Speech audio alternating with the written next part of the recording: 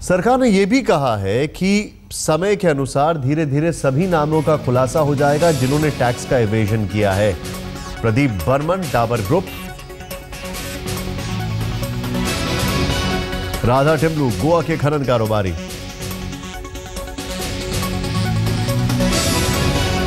पंकज चमनलाल लोढ़िया, राजकोट के कारोबारी,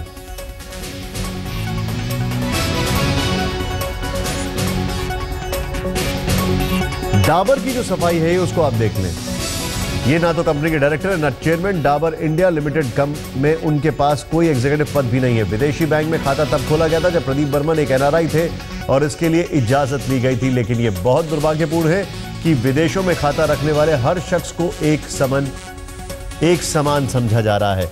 आपको एक चीज बता दें, एक जो चीज सामने आई है, हमारे सहयोगी अहमद अजीम ने बताया है कि जब इन्वेस्टिगेशन पूरा होता है उसी के बाद इंफॉर्मेशन जो होती है वो पब्लिक के सामने आती है।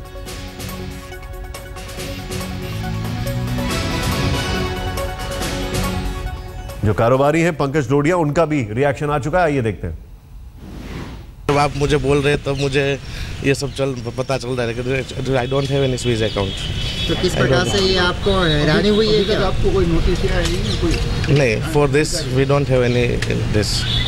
तो ये जो नाम आया है सुप्रीम कोर्ट में आज जो सरकार ने घोषित किया है, तो आप किस तरह से ले रहे हैं और आने वाला मीन्स कि आपका क्या स्टेप रहेगा? See whatever the prosecution we will just reply. और हमारा ऐसा कुछ है नहीं, जो भी है हमने बुक्स में जो है वो सब दिखा दिया है और जो भी है हमने ऑलरेडी डिक्लेयर कर दिया है। तो क्या मीन्स के स्विस बैंक के अलावा क्या अन्य कोई देश में अकाउंट है, ऐसी कोई जानकारी? नहीं, वॉट एवर जो भी है हमने ऑलरेडी डिक्लेयर करके हमारा सब डिक्लेयर किया हुआ है सब पूरा। अभी जो नाम आए उसके आपको कोई लेना देना नहीं, हमें आज अभी आप बता रहे तब मुझे मालूम पड़ रहा है कि ये है सब। बड़े स्पष्ट तौर पर अभी जितने भी यहां पर आपको बताएं स्पष्टीकरण आ रहे हैं, उसके बावजूद एक सवाल यहां पर खड़ा होता है। सुप्रीम कोर्ट में यह कहा है केंद्र सरकार की तरफ से, अहमद अजीम हमारे सहयोगी ने अभी अभी एक रिपोर्ट भेजी उसके मुताबिक, कि जब इन्वेस्टिगेशन खत्म हो जाता है उसके बाद ही नाम सबके सामने उजागर होते हैं, टैक्स इवेजन को लेकर, ब्लैक मनी को लेकर। अहमद इस वक्त हमारे साथ है।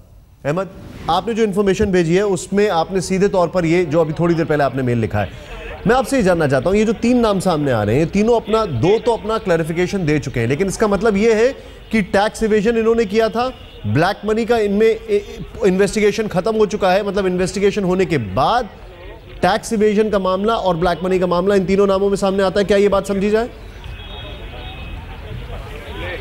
निशान, देखिए, जो हलफनामा दिया है सुप्रीम कोर्ट में केंद्र सरकार ने वो मेरे हाथ में है और इसके मुताबिक सरकार ने ये कहा है कि प्राइमा फेसाई जो एविडेंस मिले हैं रॉन्ग डूइंग के, यानी कि जिन लोगों ने गलत किया है और जिसको कि इनकम टैक्स की जो कंप्लेंट है उसके आधार पर जो है किसी भी कॉम्पिटेंट कोर्ट में इसको इस मामले को ले जाया जा सकता, उसके तहत ये तीनों नाम आते हैं।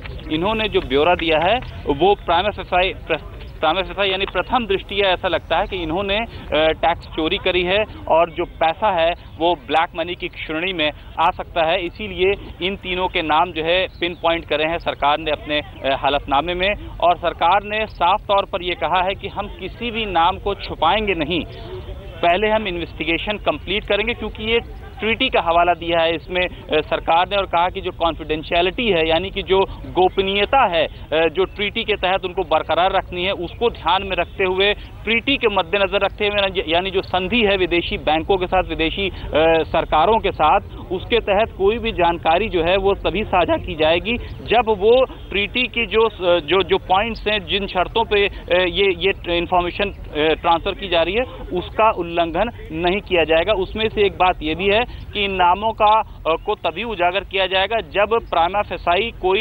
इन्वेस्टिगेशन के बाद महत्वपूर्ण जानकारी मिलती है और वो ऐसी जानकारी होगी कि जिस पर कि कोई प्रोसिक्यूशन यानी कि उसके खिलाफ कोई केस चलाया जा सके और कोर्ट में ये जानकारी दी जाएगी, उसके बाद ही वो जानकारी पब्लिक हो सकेगी।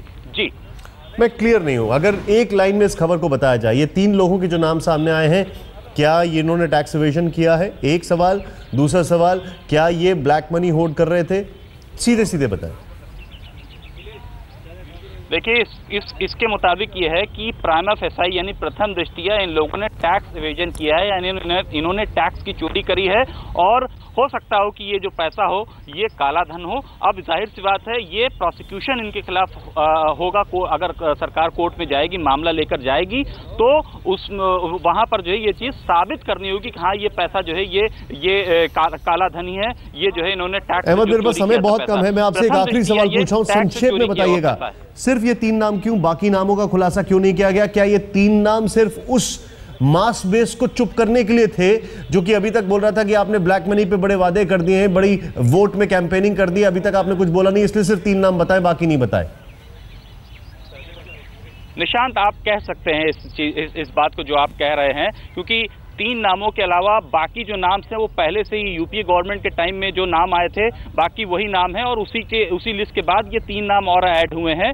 कहीं ना कहीं शायद सरकार की तरफ से जो है, जो चूंकि आरोप लग रहे थे कि अब तक खामोश क्यों हुए ब्लैक मनी के मामले के ऊपर, फिलहाल उस गुस्से को शायद ठंडा करने के लिए है ये। लेकिन सरकार ने ये भी कहा है कि हम किसी भी नाम को छुपाएंगे नहीं, लेकिन जो प्रक्रिया है, कानूनी प्रक्रिया है, उसको अपनाने के बाद ही हम नामों का खुलासा करेंगे। जी, शुक्रिया जानकारी के लिए आपका।